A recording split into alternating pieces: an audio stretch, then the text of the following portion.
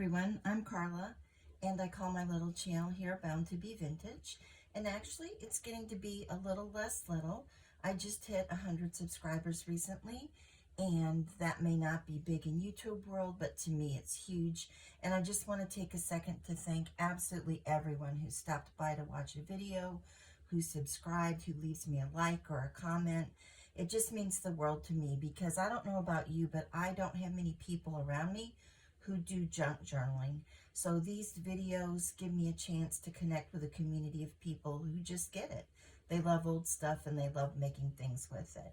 So today I have for you a travel edition of Thrifty Thursday. That's a hashtag collaboration hosted by Sheree at Turquoise Dreaming, and also hashtag Thrifted Treasures, which is hosted by Dale at Not Too Shabby Chic, and I will leave their information in the description box below.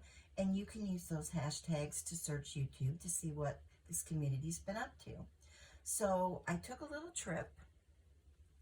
Here's the clue as to where I was. Yep, Hershey, Pennsylvania. My son lives in that area, and he just had a little baby daughter a few weeks ago. So we went to meet our granddaughter. And also he threw a wonderful poolside party at a really nice home that was lent to him. It was like a resort. And the party was to celebrate his professional sports team's accomplishment of winning a championship. And he's not an athlete. He works for them in another capacity. But it was an amazing party. Great to meet my granddaughter. And of course, you know me, I had to get a little bit of shopping in. So let me show you what I got. The first thing is that we stopped at Chocolate World briefly. We've been there before. Like I said, he lives in that area. But some people wanted to do some candy and souvenir shopping. And I noticed they had a pressed penny machine. So of course I had to get a pressed penny. I don't know if you're familiar with these. Probably most people are, but they're machines where you crank it, or sometimes it does it for you, where you put in a penny and then some sort of fee, $1 these days I think it is, and it squishes the penny and makes a little souvenir for you. I have a small collection of these, and as I was getting them out, I noticed that my oldest one, which is from San Francisco, probably 30 plus years ago, has a little hole in it that the machine had actually punched. And it got me thinking that this would make a great dangle on a travel journal if you just punched a hole in it. The other thing that you can do with these, speaking of travel journals, is do little rubbings. And I have done some here with a colored pencil. Some of them show up better than others if the design is more simple, like the South Carolina one with the tree and the moon. You can see them, but that's kind of fun just to do a rubbing. And I'm sure you did this in school. You just take the coin and place it underneath the paper.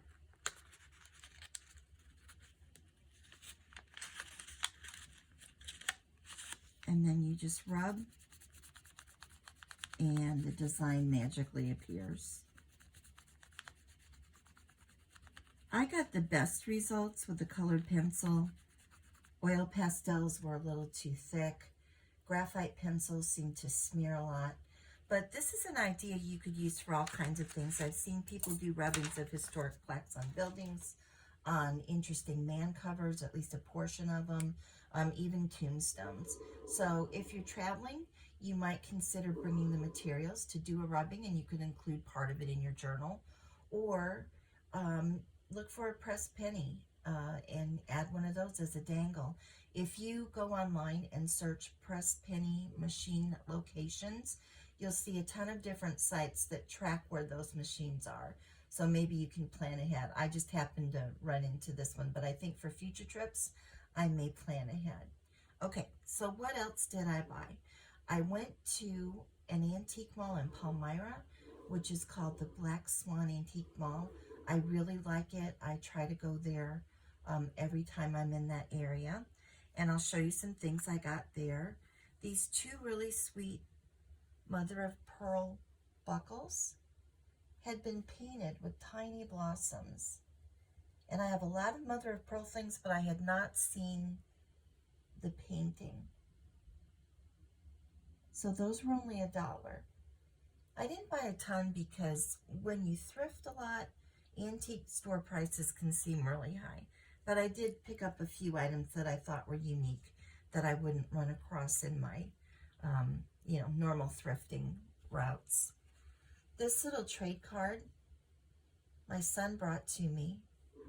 My daughter and her husband road tripped with us, and then her twin brother flew in from Georgia to be with us. So he went antiquing with us as well. And he brought me this card and he said, this looked like something you might like. And I was like, it sure is something I like. It is a trade card on the back. It has a stove. It's from Lebanon, Pennsylvania. And I love picking up Pennsylvania things while I'm back there. These act as souvenirs for me too, as well as junk journal. And this was absolutely perfect for a flip-flop journal I'm working on. And I'll show you a little bit of that. I like to try to show what it is that I'm doing with my thrift finds. This is the base of the Flipflop Journal. It's constructed with envelopes. I have a long way to go. I'm just in the beginning, but this is the structure. The front will fold out and all this will get covered and pockets added and embellishments and decoration. Here, where the fold of the envelope is a pocket. I've got something in there, but I want to avocado dye this. And then here's the basic structure. And the signatures get sewn in right there. So there will be 4 signatures. So it flips to the next section. And again, a signature is sewn in here. You close it and then it flip-flops the other way. Signature will go in here. And then a signature will go there. And as you can see, this will just make a perfect little piece of ephemera to go in there with a signature sewn in. So that's one of the things I'm working on, is sort of a Regency era flip-flop journal. The next thing I found is not really junk journal related. It's just a little shoehorn, but I love tortoiseshell. This is a faux tortoiseshell, and I love cameos. I don't know if you can see that, but there's a tiny little cameo head, and I will probably tie a ribbon on this and display it. I have several old shoe forms that are made of wood. One, a very, very pointy-toed woman's boot, and I will display this. And this was only like $1.50, so I couldn't pass that up. I have a lot of display in my craft room too, as well as craft storage, because I've collected vintage items for probably 40 years. The next thing I found was this little booklet. It's the local laws for the Lebanon nest of the Fraternal Order of Orioles. I had never heard of the Fraternal Order of Orioles, so I thought that was kind of intriguing. The cover's really nice. The material is almost like a faux leather. Has a lot of texture to it and some nice patina. The book itself is just pages of these bylaws and all of that. So the contents aren't that interesting, but I do have a bird journal I'm planning, and I thought I might even take out the insides, maybe leave a few of the pages. It's just stapled, so it should be easy to take apart, and maybe make like a little scrap notebook that could be written in, and maybe leave a couple of the original pages. But I just thought that was a nice little illustration, and I like the way that typography looks. And like I said, I've never heard of the Orioles. Apparently I looked it up, and it's a fraternal and charitable organization. When I go to this antique mall, I almost always find cabinet cards and photographs that I love. Last time I was there, I purchased one, and it sparked a journal that I haven't done a flip through on yet that I need to do soon, a vintage wedding journal. So I just really am always drawn to their photographs. This is a young girl in a very fancy hat. And I do love millinery stuff. I love having hat images in my journals. I don't like wearing them, but I sure do like the way they look. And I couldn't resist this woman because it looked like she could have been the mother of this girl. And they were all ready for an outing. On the back of the little girls, it does say Mary Winklefleck Ziegler. And there's nothing on the back of this. But this pair needed to come home with me, and so it did. And then this little gal. I love her whites, and she just looks sassy. Got her hand on her hip and that look on her face. And of course those giant bows. I have a picture of my mother with one of those giant bows on her head. And this is actually a postcard, one of those photo postcards. So it has the nice graphics on the back as well. And then this tintype of this gentleman. He's almost a little spooky looking, I'm sorry, a little spooky looking with Halloween coming is what I'm trying to say. I think I have spooky on my mind. But he looks a little forlorn. So I picked that up. Then they had some really old book pages. If you saw my last haul, I did a bunch of books and vintage book pages I picked up at a library sale. And they had a few that I couldn't resist, even though I have a ton of them. This one's called The Little Harvester. And all of these are from the late 1800s.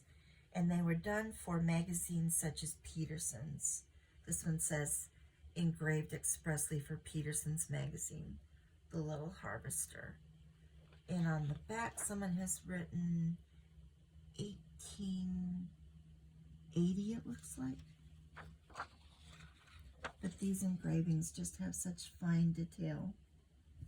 So this would be good for fall with the harvest theme, a fall journal. Got them separated with their cardboard. Again, my mind went a little spooky on these two sisters. This one was for The Lady's Friend, which I'm assuming was a publication.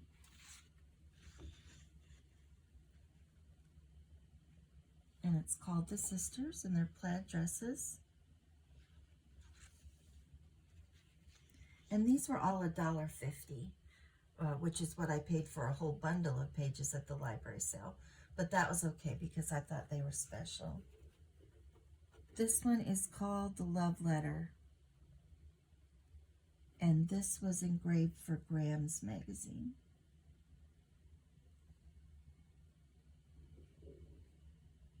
Try to give you a little better look. So I picked those up. And then this did not come from the antique mall. This was waiting for me in my mailbox. It arrived while I was gone.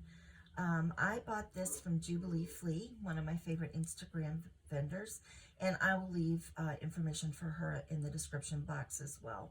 She does great things called junk zines on a monthly basis that you can get to do your own junk journaling in, and she just always has fantastic ephemera.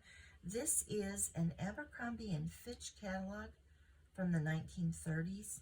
I did not even know that Abercrombie and Fitch had been around that long. And I just love the graphics. You know I love fashion images, and these are from the 1930s.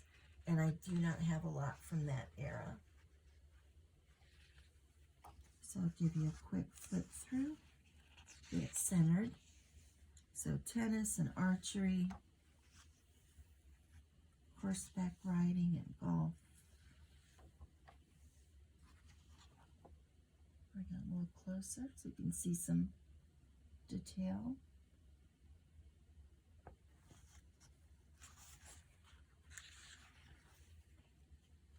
Beach fashions.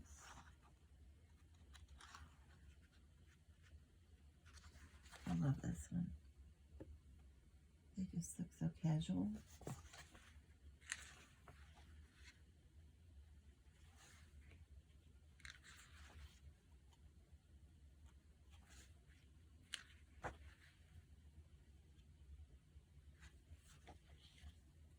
So that is a beautiful piece. I'm happy to have that. This would be one of those things I would scan. I don't think I would break this up into parts because it's kind of unique as it is with the sporting leisure theme. Then while we were on the road, there's a discount store called Ollie's that mostly has Eastern locations. I believe we don't have them around where I am. So I love to go to Ollie's because they have a huge book section, and I almost always find some unique books there. So this was probably the favorite one I got. It's called The Smoking Book of Cigar Box Art and Designs. It's by John Grossman. This was $3.99 at Ollie's. It does retail on Amazon for $14.99. And the artwork in this is just stunning. It is lithography from cigar boxes back in the Victorian era. I'll have to show you this chicken image. I think he'd be great for a farmhouse journal. I just fussy cut the cigar out of his mouth. I'll give you a quick look at some of these images. I feel like if you're doing a vintage style journal, there's just something for every theme in here. It's divided into categories. Automobiles, there's trains, buildings, ships,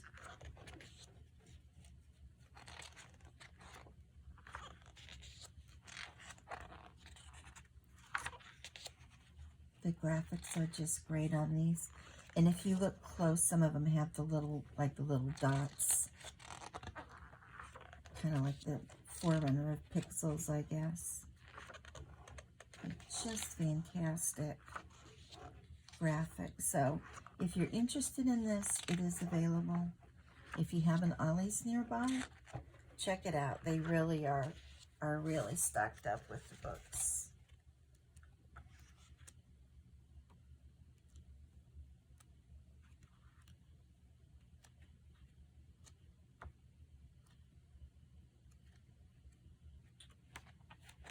Very graphic.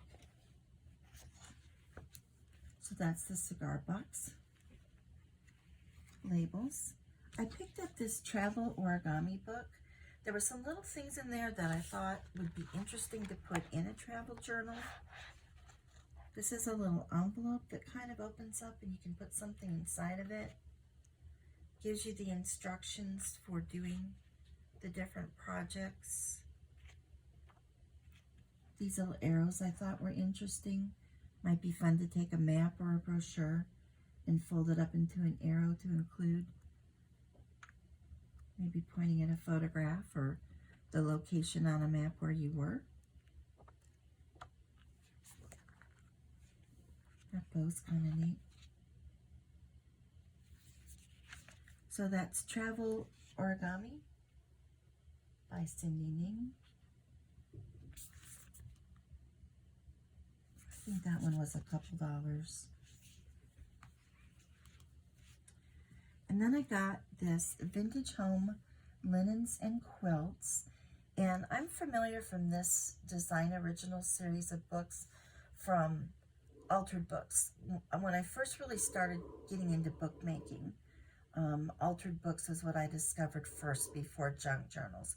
And this series has a bunch of altered books, ATCs, all kinds of creative things.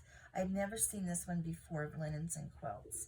And it has all these vintage linens and quilts with kind of a history. And this really focuses on housework. And they say a lot of these are kind of tongue-in-cheek about the housework that women had to do back in the day.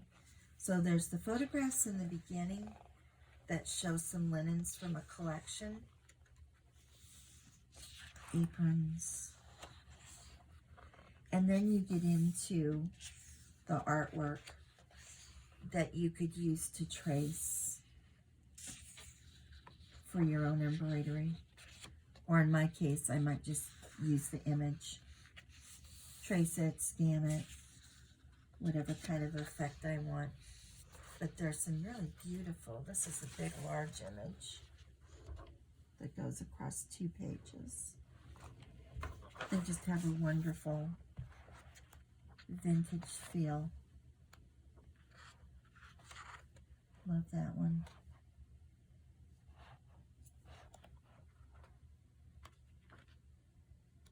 They're all just very fun.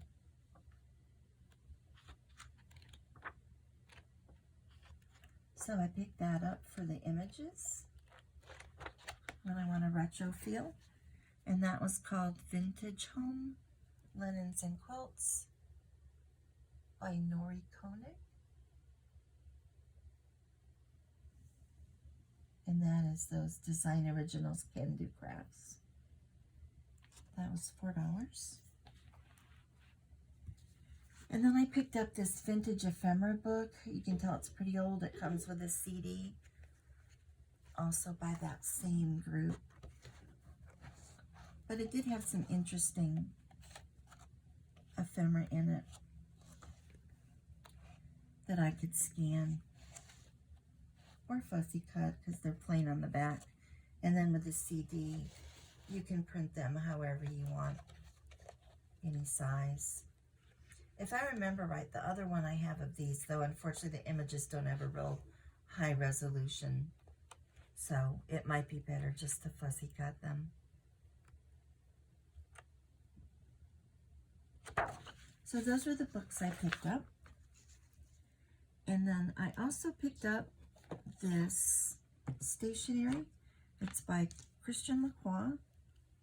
There was this cool gold sticker on the packaging, which I saved because that will wind up in some sort of fashion journal, and a belly band that's embossed, so I saved that as well.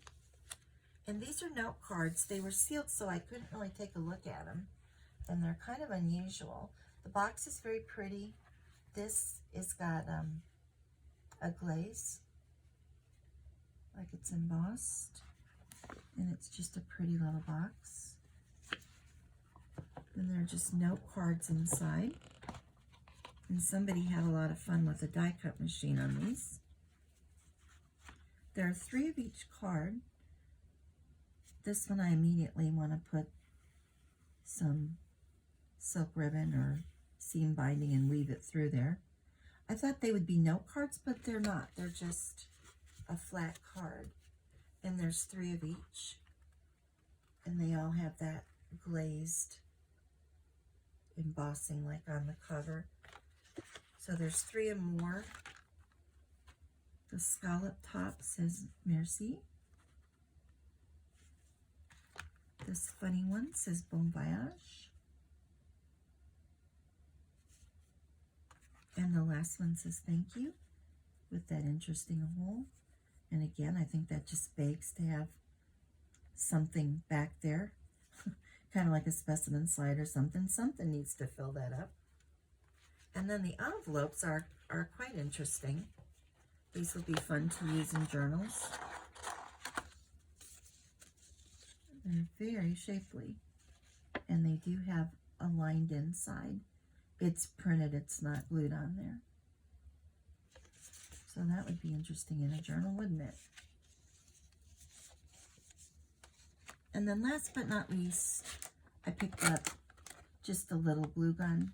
I had a glue gun years ago and got rid of it because I didn't really care for it. It just seemed like a big clumpy mess. But recently I've seen some videos of people embellishing Tim Holtz paper dolls with lace trims and things, and they use the glue gun and really get some nice effects. They're able to gather up the fabric and get it to hold in place quickly with the glue gun. Like Sunset Crafts is one of the sites where I've seen that. So I wanted to give it a try, so I got this little glue gun, and I know I can find the glue sticks at Dollar Tree. So I thought I'd give it a chance and see if I can get a nice look or if I just wind up with a clumpy mess. So that is everything that I picked up on my road trip. Had a great time, enjoyed sharing this with you. I hope you'll come back again for the next video, and I'll see you then. Bye.